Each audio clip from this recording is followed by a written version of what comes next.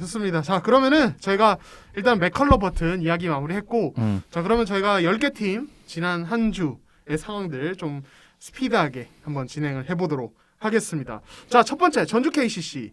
자, 오늘 저희가 이제 방송 진행하는 게 12월 7일 저녁 6시부터인데 조금 있으면 DB와 경기를 합니다. 네. 자, KCC가 삼성에 잡혔어요. 이관 이정현 또 싸웠습니다. 네. 보셨습니까? 그 장면? 봤죠. 네. 이정현 선수가 잘못한 거 아니에요? 좀 너무 과민 반응하긴 하더라고요.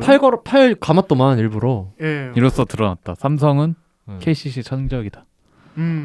이번 시즌 두 번 다 졌죠. 2전 승 삼성이. 예. 삼성은 6강에 간다. 이제 이관이 이정현의 관계에 대해서 사실은 이 둘은 신경전을 벌일 때마다 말이 나오잖아요. 꼭 이렇게까지 해야 되냐. 적당히 해라. 이거에 대해서 좀 두 분 어떻게 생각하세요? 그 적당히 해라라는 건 누가 얘기하는 거예요? 그 적당히 하라는 건? 뭐 몇몇 분들이 얘기하시던데. 그러니까 개인 감정을 왜 동환형일 수도 있어. 그게 동환형이 이제 약간 그런 거 싫어하거든. 삼성 팬분들이나 KCC 팬분들이나 네. 그런 분들, 그러니까 직접 그 선수를 응원하고 좋아하는 그 팬분들은 충분히 그러실 수 있죠. 왜냐면 자기 선수고 자기 선수가 농구 외적인 부분에 있어서 괜히 좀 감정적으로 휘말리는 거는 솔직히 좋아하실 분들이 속상하죠. 누가 있으시겠어요. 근데 그렇죠. 전체적으로 농구를 보는 입장에선 굳이 그거를 우리가 물리적인 무언가로 막을 필요가 있나라는 생각은 있어요. 그렇죠. 그러니까 그거를 되게 흥미롭게 지켜보는 사람들도 있을 거고. 솔직히 나는 꿀잼인데. 나는 재밌던데.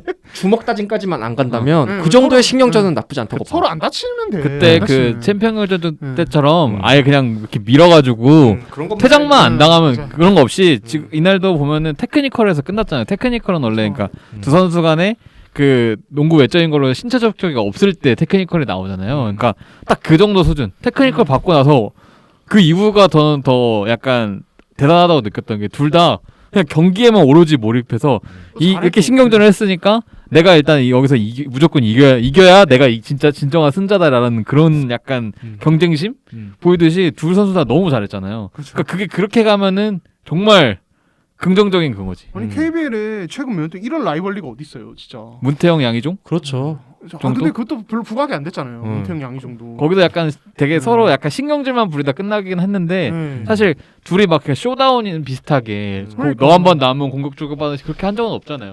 아니, KBL 이런 거 필요하다니까. 스토리, 라이벌전, 신경전 이런 거 좀 필요해요. 근데 그 트래시 토킹 자체를 사실 좀 막는 그런 분위기가 좀 있잖아요. 과거는 있었고 지금은 어떻게 됐는지 모르겠으나 트래시 토킹 자체를 심판들이 막으려고 하는 건 오버예요. 솔직히 말하면. 그렇죠. 막 거기서 시발시발 거리면서 막 욕하는 거 있잖아요. 그걸 왜 막아? 트래시 토킹 원래 다 많이 한다고 유명한 게 헤인즈, 응. 라거나, 응. 전태풍, 걔 누구야? 그 전자랜드 그 기디파츠. 기대파츠. 네. 그래 네. 기대파츠. 네. 그때 한때 좀 논란이 있었죠. 네. 네. 근데 그런 트래시 토킹이 나는 뭐 전혀 문제가 될 거라고 생각하진 않아요.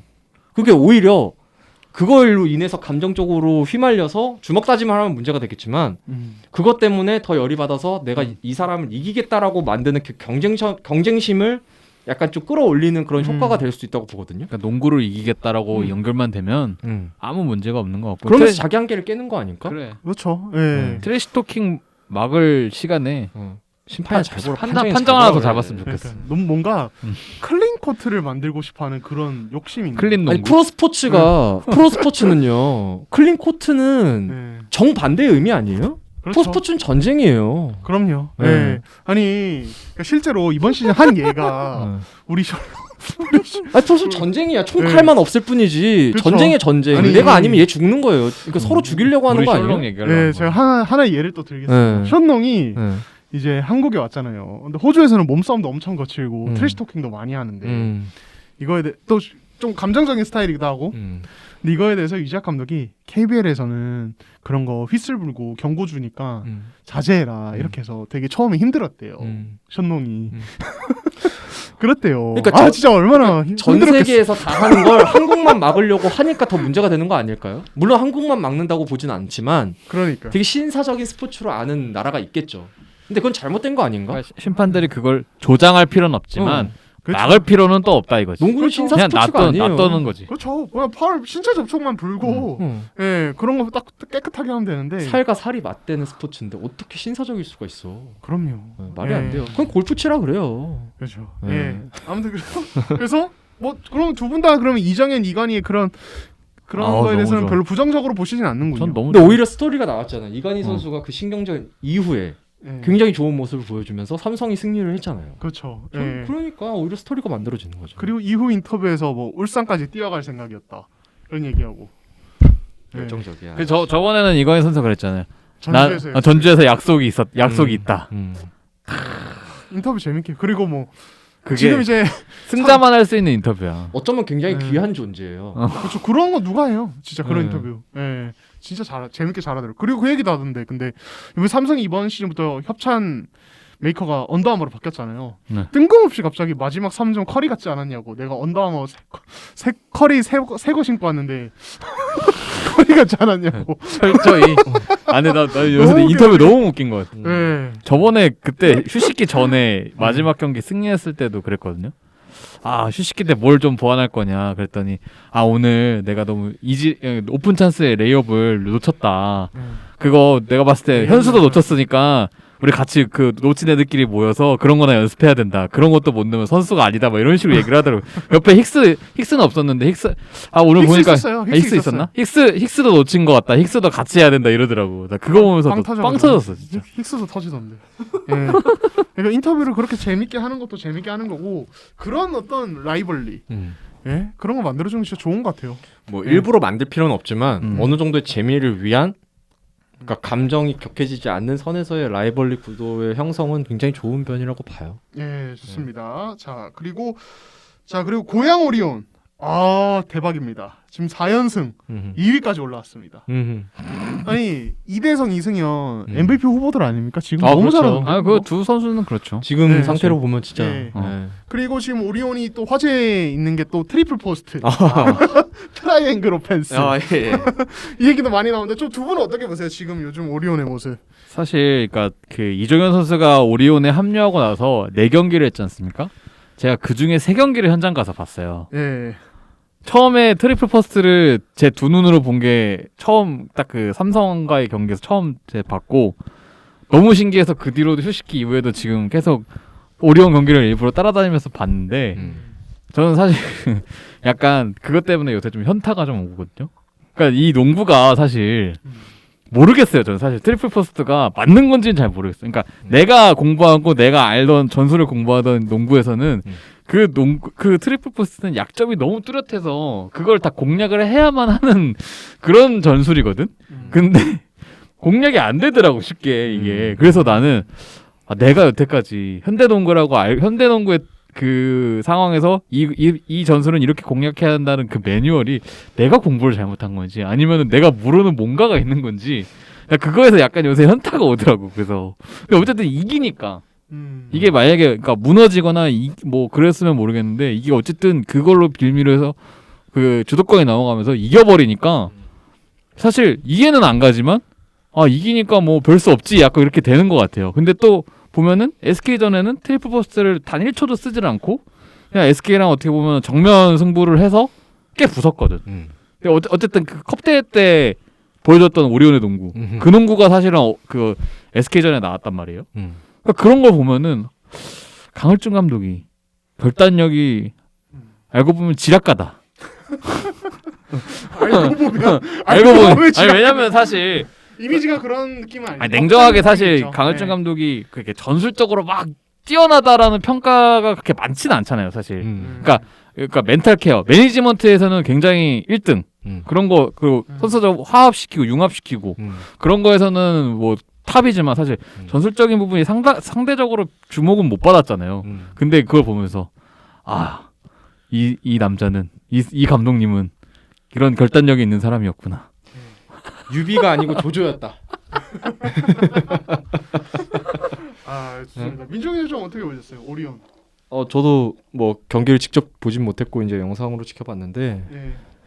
워낙 뭐 건강만 하면은 강한 팀이고 사실 뭐 이제 부상자들이 거의 없잖아요. 그렇죠. 사실 네, 다 돌아왔죠. 네, 뭐 위디 선수도 제가 지켜본 그 현대모비스전은 뭐 굉장히 숄롱 상대로도 굉장히 잘해줬고 물론 뭐 짧은 시간이었지만 사실 그때 촐롱이 아무것도 안 했죠. 네, 뭐 사실 그래서 이제 그 위디라는 선수에 대한 그 존재감이 적지 않다고 봐요. 물론 뭐 이제 교체 얘기도 나오고 뭐 이런저런 얘기도 나오고 뭐 이렇게 테스트 뭐 아니 이제 몇 번 기회 안 남았다 이런 얘기도 나오지만 저는 그 짧은 시간 동안 굉장히 오리온의 그 안정적인 수비 이런 부분을 줄 수 있는 선수이지 않을까? 근데 이게 오리온이 어디까지 보느냐에 따라서 그 선수의 이제 필요성이 좀 달라질 것 같아요.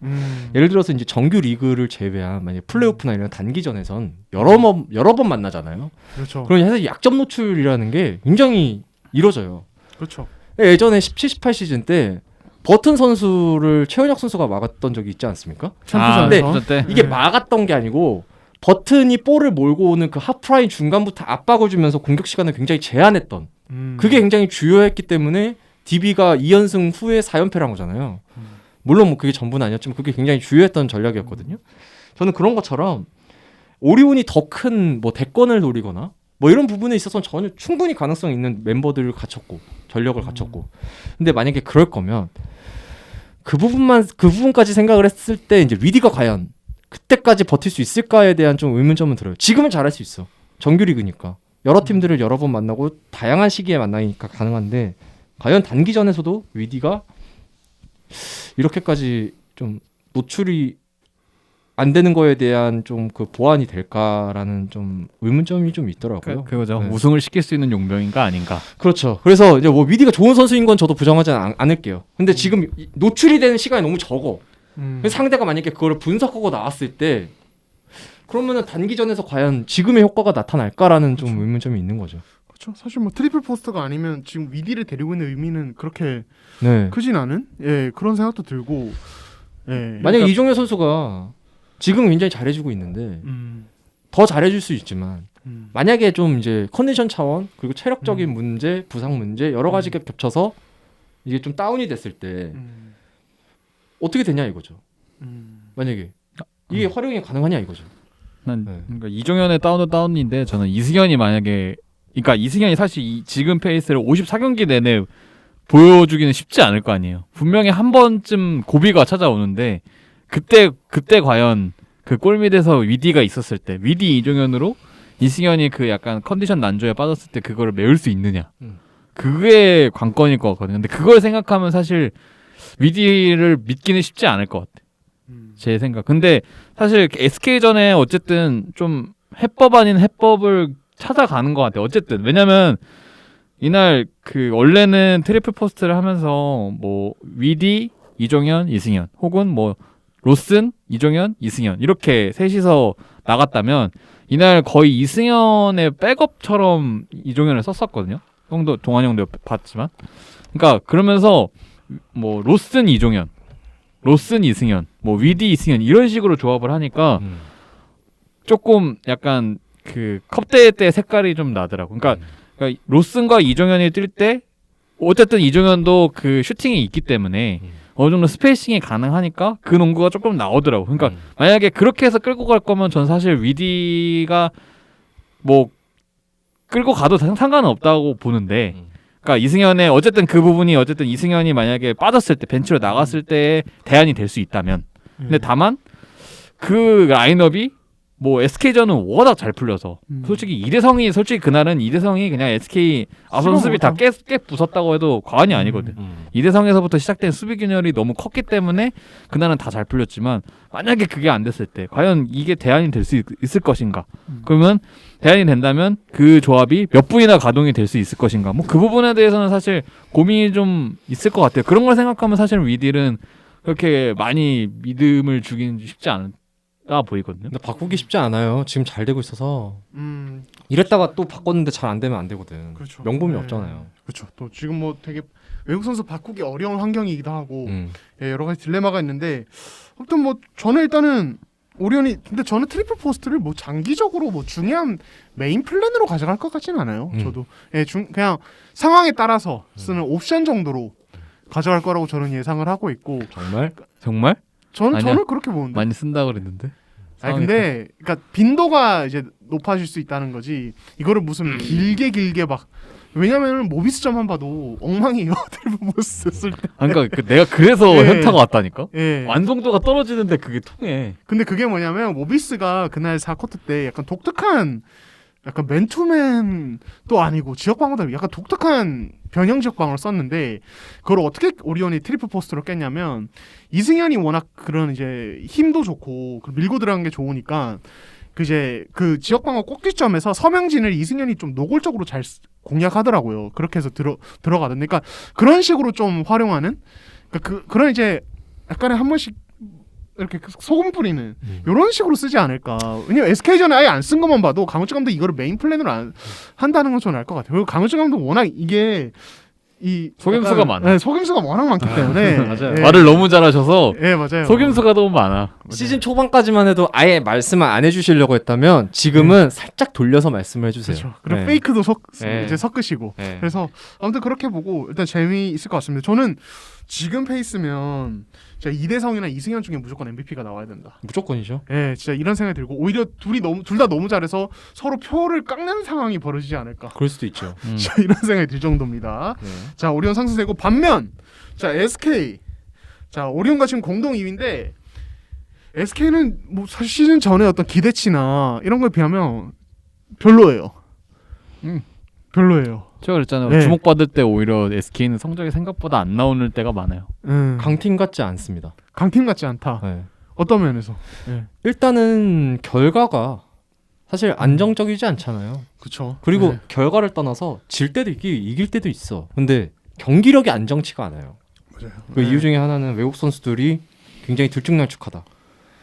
미네라스 어떻게 해요, 진짜? 네. 네. 그리고 김선영을 제외한 국내 선수들의 경기력도 굉장히 들쭉날쭉하다. 그러니까 이게 장신 라인업을 뭐 안영준 선수 갑자기 2번으로 가서 포스트업을 치고 들어간다. 뭐 이런 경우 LG전처럼 그럴 땐 잘 통하는데 사이즈가 비슷한 팀을 만나면 전혀 힘이 이게 안 발휘가 돼요. 맞아요. 경기력 자체가. 그게 딱 절실히 나오는 게 오리온전 아닙니까? 그렇죠. 이러면 저는 SK가 굉장히 지금 상위권을 계속 유지하고 있고 그렇기 때문에 이 팀이 강팀이 아니라고 하는 거에 있어서는 대부분이 다 부정을 하실 거예요. 근데 지금 SK도 SK지만 이 팀이 뭐 완성형이 아니라고 하지만 이 팀만큼 지금 모든 선수들이 건강하고 제대로 뛰는 팀이 거의 없어요. 솔직히 말하면. 그렇죠. 그래서 저는 이 팀이 과연 시즌 전에 이렇게 평가받았던 게 좀 거품이지 않나 라는 생각을 좀 하게 돼요. 사실 뭐 최준용, 안영준 이제는 좀 어느 정도 자기 자리를 잡아가지고 자기 색깔을 내야 되는 선수들이거든요. 자기 기량을 펼치고 지금 송교창이나 양홍석이나 이런 선수들이 전혀 밀리지 않는 급들인데 계속 얘기 나오는 거 보면 굉장히 좀 많이 흔들리는 것 같아서 특히 최준영은 진짜 심각하거든요, 이번 시즌. 예, 이게 아무리 시즌 시작할 때 부상이 있어서 그 여파가 있을 수 있다고 해도 좀 뭐 야투 감각이나 뭐 경기 내용 그리고 경기 심지어 이제 최근에 커뮤니티에서 경기하는 태도 같은 것도 좀 되게 논란이 되더라고요. 뭐 끝나고 뭐 선수들 SK 선수들끼리 이렇게 모여서 이렇게 하는데 뭐 오리온 선수들이랑 이렇게 하이파이브 하고 있다든지 자기는 따로 그런 뭐 태업 아니냐 이런 얘기도 논란도 많던데. 예. 그리고 또 어제 이제 뭐 최영석 기자 저 같이 가 있었지만 문경 감독이 준영이를 우리 딸보다 더 신경 쓰고 있다. 더 신경 쓰인다 우리 딸보다. 아 쉽지 않은데 진짜 컨트롤하기가 쉽지 않다. 네, 이런 얘기를 하다. 괜히 그러니까 저는 그러니까 그게 질문 제가 이렇게 던질 때 무슨 생각을 했냐면 그 휴식기 이전에 그 삼성하고 했을 때 최악의 경기라고 했잖아요. 저 같이 그 형이 그때 있었고 그 다음에 LG전도 형이랑 있었잖아요. 근데 그렇죠. LG전 때 최준용과 삼성전 때 최준용이 느낌이 많이 달랐어요. 롤도 많이 달랐고. 그래서 저는 휴식기 때 뭔가 뭔가 변화를 줬나. 왜냐면 볼 소유 자체가 워낙 적었기 때문에. 그래서 물어봤는데 갑자기 문경원 감독이 한숨을 한 2번인가를 쉬더니 내가 20살 딸이 있는데 제 딸보다 더 신경을 많이 쓰는 것 같다 이런 식으로 하면서 아버지 입장에서 따님 걱정보다 더 할 거 없는데 굉장히 그러니까 뭐 멘탈적으로나 그러니까 문경원 감독은 항상 똑같아요. 약간 예전에 그 김민수 선수를 김민수 선수, 최부경 선수가 한창 부상 때문에 고생할 때도 시즌을 길게 보고 그 몸 관리에 대한 중요성을 되게 강조하는 감독이거든요. 특히 그러니까 비시즌에 그거 표현하잖아요. 비시즌에 돈을 벌어놔서 시즌 때 그걸 쓴다. 비시즌에 100만 원을 벌어놓으면 그거를 시즌 내내 조금씩 나눠서 쓰는 게 선수들의 몸 상태가 그렇게 관리를 해야 한다라고 강조를 하는데 김민 선수가 예전에 한창 고생할 때는 그 비시즌 때 노력 별로 안 하고 시즌 때 경기 뛰다가 한 경기 뛰고 한 경기 쉬고 한 경기 뛰고 한 경기 쉬고 이러니까 그거에 대해서 따끔하게 뭐 한마디도 하고 막 이랬다 얘기를 많이 해주셨는데 그게 저는 지금 약간 최정우 선수한테 넘어왔다고 보거든요. 그러니까 본인이 그러니까 몸이 만약에 안 되면 그거를 좀 인내를 가지고 좀 충분히 끌어올려야 되는데 그 기간 없이 단기간에 뭔가를 빡 보여주고 그러고 나니까 몸이 이렇게 떨어지잖아요. 컨디션이 확 떨어지고 그러다가 이제 뭐 한두 경기 있으면 다시 올라오고 그때 또 잘하고 또 그런 거를 되게 지금 염려를 하는 것 같거든요. 왜냐면 이게 사실 장기적으로 봐도 그렇게 해서 경기를 뛰는 거는 큰 의미 없. 팀에 도움이 안 되거든 일단. 아닌데 김민 선수가 39이에요. 솔직히 은퇴해야 될 나이인데 그쵸. 이게 아직까지도 김민수 선수가 언급이 되는 것 자체가 민수가 오면은 뭐 되게 아이러니한 거예요. 솔직히 말해서. 그러니까 문경원 감독님이 얼마나 신뢰하시는지는 알겠어. 그 기존 선수들이 그걸로 그 선수들로 우승을 했기 때문에 그리고 그 우승한 지가 얼마 안 됐기 때문에 근데 35, 6 넘어가면 사실 1년이 거의 뭐 그쵸. 엄청 천근만근이에요. 근데 김민수 선수가 얼마나 뛸지 모르겠지만 저는 뭐 맥스 10분? 그쵸. 10분도 많아. 솔직히 말하면 39살 선수가 10분 뛰는 것도 많은 것 같은데 요새 한 15분, 20분 뛰어요 그래도. 그러니까 요새. 그러면 난 그 15분, 20분이 오히려 손해라고 봐요. 아니, 실제로 어제 오리온전 봐도 네. 그러니까 SK가 장신 라인업 쓰면 스위치 수비 진짜 많이 쓰는데 김민수가 있는 쪽에서 구멍 나요. 계속 압박도 잘 안 되고 리바운드 박스아웃 이런 거 되게 소홀해지고 최준영도 솔직히 좀 뭔가 좀 그런 부분 소홀하고 SK 장신 포워드 라인을 하면 엄청나게 큰 사이즈와 압박 강도로 상대 묶어내고 수비 성공하면 바로 미친 듯이 역습 이건데 이게 하나도 안 나오더라고요. 이게 약간 어떻게 보면은 이게 다른 팀들이 빨라지고 커진 것도 있겠지만은 이게 SK의 그 어떤 장신 포워드 장신 농구가 약간 수명이 다해가는 느낌이 아닌가 벌써부터.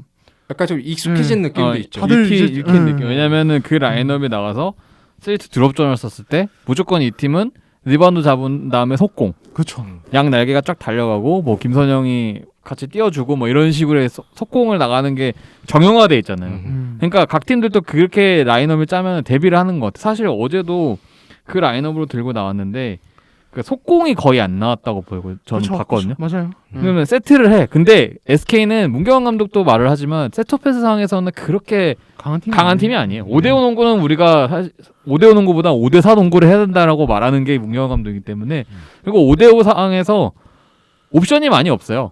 그러니까 김선영과 자미런이 2대2 혹은 뭐 자미런이 포스트업 뭐 이 정도인데 그러니까 여기가 지금 다른 선수가 2대2 옵션을 할 선수가 없어.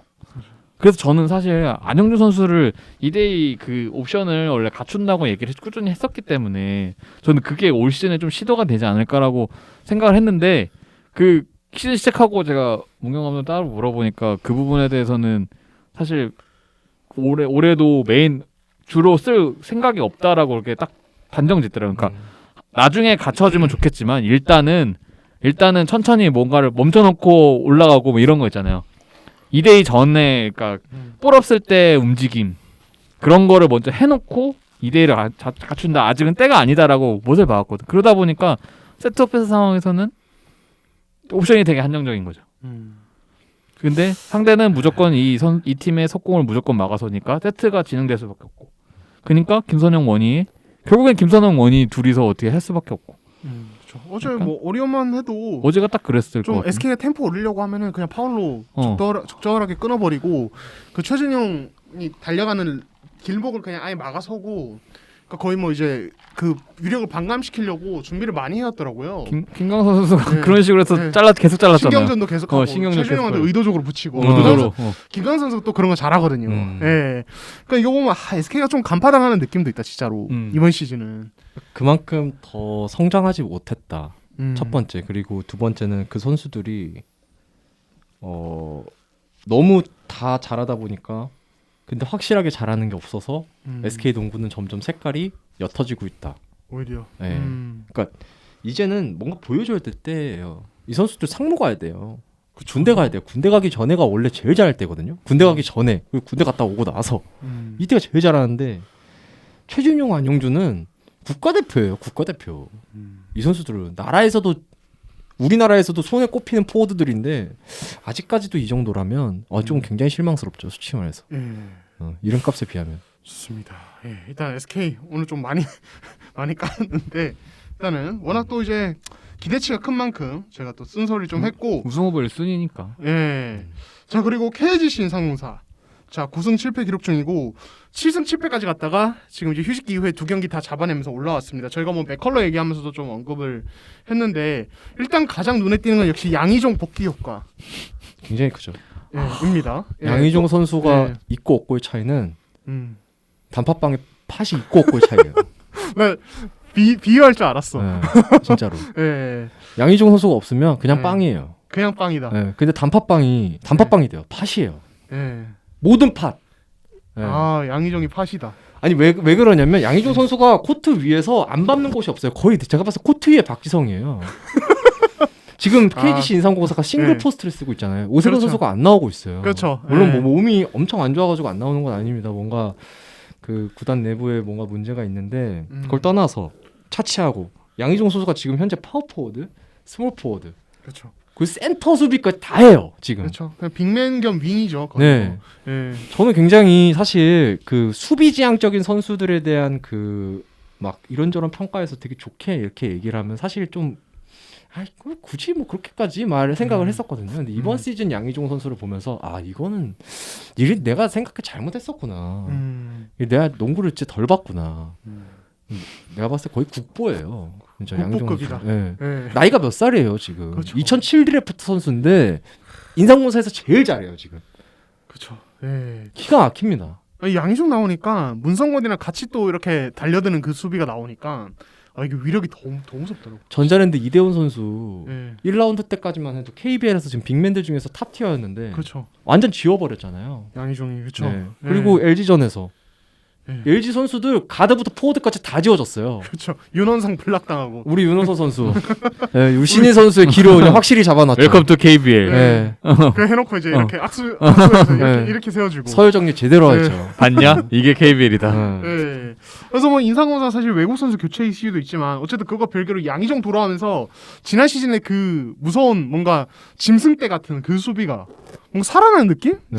진짜 그런 느낌 있더라고요. 이거는 그러니까 사실상 뭐 양의종 선수가 들어왔다고 해서 안 되던 수비가 뭐 그러니까 준비를 안 했던 수비를 갑자기 새롭게 낸거나 이건 아니고 그냥 하던 게 잘 되는 하던 거죠. 게 드디어 그 다시 양의종이라는 존재 하나 때문에 KGC 인삼공사의 모든 선수들이 약간 드디어 이제 할 수 있어. 희종이 형이 돌아왔어. 약간 그런 으쌰으쌰하는 분위기 그런 게 크다고 봐요. 수비는 사실 뭐 물론 전술적으로 움직임 뭐 이런 거 짜임새 이런 것도 중요하지만 결국엔 한 발 더 나가고 그러니까 움직이고 이런 거 적극성을 보이고 이런 차이인데 양의종이 있으니까 뭐 기가 막힘. 제가 좀 비유를 하나 할게요. 예. 예전 만화 영화인데 예. 아시는 분들은 아실 거야. 30대부터는 알 거야. 만화 그랑조라고 도막사라무? 슈퍼 그랑조라고. 예, 그렇죠. 그- 그 약간 보드 타고 예, 로봇에 되게 들어가는. 도막사라무. 예, 맞아. 되게 재밌는 만화 영화가 있었거든요. 엄청 재밌죠. 그리고 파워레인저 예. 다 아실 거예요. 예. 주인공이 누굽니까? 다 레드예요. 예. 그랑조도 빨간색이 주인공이고 맞아. 예. 파워레인저도 빨간색이 주인공이에요. 저는 이 빨간색이라고 봐요. 레드라고 봐요. 양의종 선수를. 뭐야? 이 레드가 없으면 예. 약해.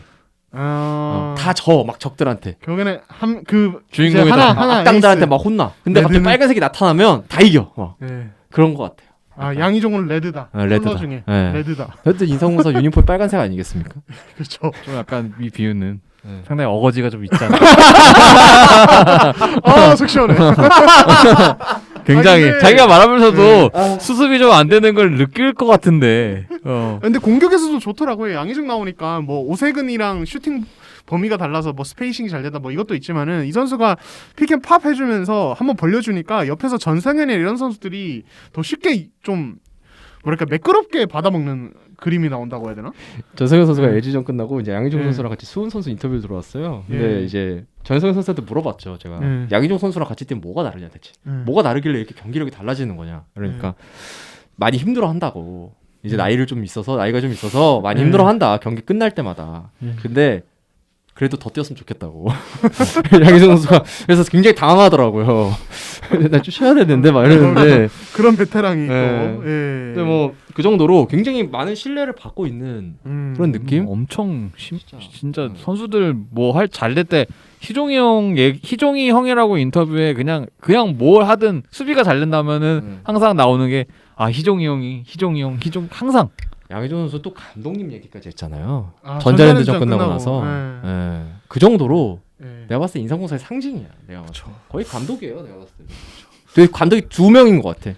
음. 약간. 근데 직접 뛰는 감독과 코트 위에서 벤치에서 이제 지시하는 감독 2명인 것 같아요. 근데 지금 이 정도면 나중에 훗날에 양희종이 인상공사 은퇴하면은 역대 최고의 어떤 프랜차이즈 스타 아닐까요? 안양에서요. 네, 기억이 안 나거든요. 안양 최고의 프랜차이즈 스타는 지금까지 보면 네. 김성철 아, 저 지금 현재 김성철 DB 코치? 코치와 은희석 현재 연세대 감독 아, 정도가 그쵸. 사실 떠오르는 게 맞거든요. 네. 근데 만약에 양희종 선수가 은퇴를 하면 네. 최고죠. 왜냐면 첫 우승도 같이 네. 했고, 그리고 최근 통합 우승도 같이 했고 통합우승 같이 했고 우승 2번에다가 지금 뭐 거의 기여도가 지금 2010 이 정도의 존재감이 없었어요. 그쵸. 아니, 김성철 코치님 그리고 은석 감독님 모두 다 마태형으로서 최선을 다해주셨지만 김성철 코치는 프랜차이즈가 아닌가?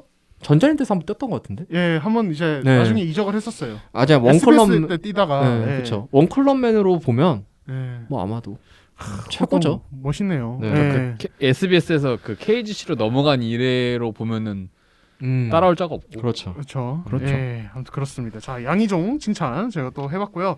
자, 그리고 이어서 자 현대모비스 아이고. 그래도 동환이 형 또 판 깔아줘야겠네. 동환이 형 동무대 9승 8패. 저희 얘기 안 할게요. 마음껏 해주세요. 예. 카메라도 돌려요 아니 뭐 그런 없고. 원샷 잡아서 앞에서 해요. 나와가지고 랩해요 빨리 가서 아니 이러니까 자꾸 이동안 모험파다 막 이런 글이 자꾸 자. 커뮤니티 올라오잖아요. 오케이 그럼 제가 반대로 물어볼게요. 휴식기 이후에 쇼롱에 대해서 어떻게 생각하세요? 휴식기 왜 셜롱? 네. 아유 준수하던데요. 우리 원전 때 아무것도 안 하던데 준수? 아 우리 현재는 좀 못하긴 하더라. 좀? 예. 위디한테 전반에 1쿼터에 몇 점을 아니, 줬는데 그냥. 위디가 수비를 너무 잘해요. 아니, 공격에서 말이야. 위디 앞에서 누가 아니 네? 위디에 득점을 말했는데 갑자기 왜 수비를 잘한다 그래 제가 현장에서 지금 쇼롱의 경기를 본 적이 딱 한 번 있어요. 그 원정 왔을 때. 근데 그거 제외하고 제가 그 영상으로 쇼롱의 경기를 쇼롱이 막 공격하는 걸 보면은 항상 그 쇼롱이 볼 던지고 나서 유작 감독님이 있는 벤치를 봐요. 그 후반에는 그렇게 벤치가 공격하는 그 포지션에 있잖아요. 그걸 보면 항상 화를 내세요. 특히 그 특유의 스텝백 점퍼. 그 진짜 하나도 안 멋있잖아요. 들어가잖아. 하나도 안 들어가. 하나도 안 들어가. 그거 보면 아, 근데 진짜 안 들어가긴 하더라. 네. 동환이 형 그랬는데 이랬잖아요 형 중고 형이 이랬어 형 셜롱 위디 할 때 오늘 서열정리 당했는데 어떻게 된 거야 했더니 암튼 셜롱이 탑 이거 동환이 형이 실제 카톡에 남긴 겁니다 이제 인정할 수도 있어요 카메라에 그런 거를 방송에서 얘기하면 어떡해. 암튼 셜롱이 탑이래 아니 당황스러워 웃으라고 한 말이죠. 아니, 웃으라고. 그 어떤 이모티콘과 그 어떤 느낌표나 이런 거 없이 암튼 띄고 셜롱이 띄고 탑 이건 진심이거든 역시 끝까지 믿어본다는 거였어. 당션 주자 역시 아니 근데 당신이 션롱을 주목해야 되는 이유 제가 3편에 걸쳐서 썼잖아요. 3편에 보면은 션롱의 약점을 제가 지적을 하는 게 있습니다.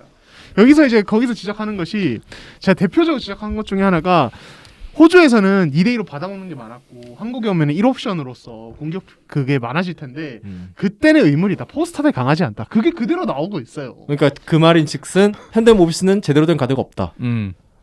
왜 셜롱 못 살려? 2대2는 스크리너가 하는 게 아니잖아요. 그렇죠. 주도하는 건 가드가 해야 되는 거니까. 포렌들러가 다 해줘야 네. 돼. 현대모비스 가드들이 문제죠. 근데 뭐 이거 그 정도로 셜롱이 왜 뭐 거의 뭐 아니 호주에서는 호주 국대 가드가 누군데요 호주 국대가? 이름 까먹었어 그때 경기 많이 갑자기 헷갈려가지고 아무튼 호주 국대 가드들 막 이런 선수들이 엄청 잘 살려줬는데 네. 이제 현대모비스는 좀 유작 감독도 지적을 했어요.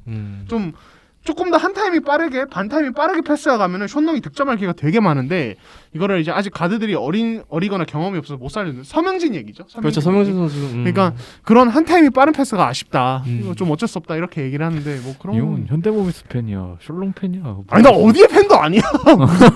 무슨 팬이래. 당션주. 근데 네. 현대모비스가 숄롱의 모든 능력을 다 이렇게 써먹지 못하는 부분은 좀 있는 것 같아요. 그러니까 현대모비스가 나쁜 팀, 이게 약한 팀이라는 건 아니고요. 굉장히 좋은 시스템상 좀 굉장히 좋은 팀이고 서명진 선수 굉장히 좀 많이 발전하고 있고 굉장히 좀 좋은 모습 보여주고 있잖아요. 사실은 공격적인 면이나 이런 부분에서. 근데 숄롱을 활용하는 부분? 근데 아직 그거는 워낙 원래 서명진 선수 자체 플레이 스타일 자체가 누군가를 살려주는 플레이를 했던 선수는 아니에요. 고등학교 때까지 자기가 뭔가를 해결하고 경기당 막 3, 40득점씩 해야 되는 그런 원맨팀 에이스였기 때문에 사실 그걸 적응하기 쉽지 않죠. 그렇죠. 네. 예. 근데 뭐 패스 잘하는 가드, 2대2 플레이 잘하는 가드 사실 KBL에서 손꼽으면은 사실 몇 명 안 되잖아요. 그렇죠. 예. 네. 이정현이랑 뛰면 되게 좋을 것 같긴 한데 이정현이 진짜 2대2 마스터니까. 그렇죠. 결국엔 또 아니, 우리도 우리 국대 가드가 살려줘야지. 그렇지. 아 농담이고. 네. 예 아무튼 예 그렇고 그 이제 최진수가 모비스 와서 뛰었잖아요. 네. 이거 좀 어떻게 보셨어요? 또 고향 현장에서 보셨잖아요. 뭐 그날은 좀 활약이 별로 없긴 했지만. 그날이 아마 그 트레이드 더비였잖아요. 그렇죠. 사실 그날은 둘 다 너무 의욕만 좀 앞섰던 것 같고. 이종현 최진수가. 네, 최진수도 그날 의욕은 되게 앞섰거든요. 음. 근데 마지막인가 6펄 선사해주고 게임이 끝났잖아요 거기서. 예 그렇죠. 근데 그러니까 그때 최진수는 그냥 진짜 말 그대로 그냥 막 복귀해서 뭔가 급해 보였고 사실 삼성전 때가 좀 진짜 모습이 좀 나았다고 생각을 하거든요. 근데 저는 잘 맞을 것 같아요 지금도. 지금 생각해도. 왜냐면은 현대모비스에 이런 유형의 포워드가 필요했거든. 사실 김상규 선수를 언급하기 좀 그렇죠. 김상규를 영입한 것도 사실 저는 비슷한 맥락이라고 보거든요. 수비를 폭넓게 해주면서 내외각을 좀 오갈 수 있고 좀 사이즈 면에서도 좀 보탬이 되고. 왜냐면 함준 선수가 있지만 함준 선수는 언더사이즈 빅맨이기 때문에 절대적인 높이는 솔직히 낮단 말이죠. 근데 그런 부분을 조금 어느 정도 메워줄 수 있는, 그게 어떻게 보면은 김상규 선수에서 최진 선수로 업그레이드가 된 거나 다름없잖아요. 사이즈도 더 커지고 뭐 기동 여러 가지 등 측면에서도 훨씬 더 좋기 때문에. 근데 그런 점에서 봤을 때 삼성전에 잘했던 거는 그런 모습들이 이제 어떻게 보면 현대모비스에서 기대하는 최진수에게 기대하는 그런 모습이 아닌가. 그래서 근데 동환 형은 원래 최진수가 못할 것 같다고 그랬거든요. 그래요? 저는 그런 얘기는 안 했어요. 아니요, 별로일 거라며. 아니 그런 얘기는 안 했어요. 뭘 안 해? 나 그런 얘기 언제 했어? 아니야, 그때 없는 얘기 지어내지 마세요. 학생체육관에서 끝나고 저녁에 그때 지하철역 갈 때 그랬잖아. 나한테 못할 것 같다고. 그래요? 어. 네. 모르겠어요. 난 너무 잘할 것 같은데. 내가 그랬더니. 나 그래서 의견을 물어보고 싶었거든. 난 되게 좋게 지나가는 봐서. 말로 그냥 뇌 안 거치고 그냥 막 말하는 거예요. 그럴 때 지쳐가지고 다들 취재하고 나면 지치잖아요. 아니 그래도 그럼 아무 말이나 하게 되는 거예요. 아시잖아요? 예. 네. 내가 그런 말 했어? 나 그 이유를 물어보고 싶었어. 근데 뭐 현대모비스는 최준 선수가 만약에 정상 궤도로 돌아오면 정상적인 기량을 되찾고 이제 부상 회복 완벽하게 이제 깔끔하게 돌아오면 계속 중위권에서 상위권으로 계속 노려볼 수 있는 팀이 될 것 같아요. 정말 강한 것 같아요.